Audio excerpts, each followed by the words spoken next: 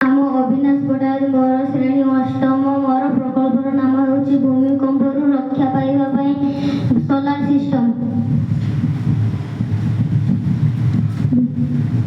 भूमिकंप ହେଉଛି ଏକ ପ୍ରାକୃତିକ ବିପଦ ଯାହାକି କେବେ କୋଉ ସମୟରେ ହୁଏ ଜାଣି ହୁଏ ନାହିଁ। ତେଣୁ ଆମେ ତା ପୂର୍ବରୁ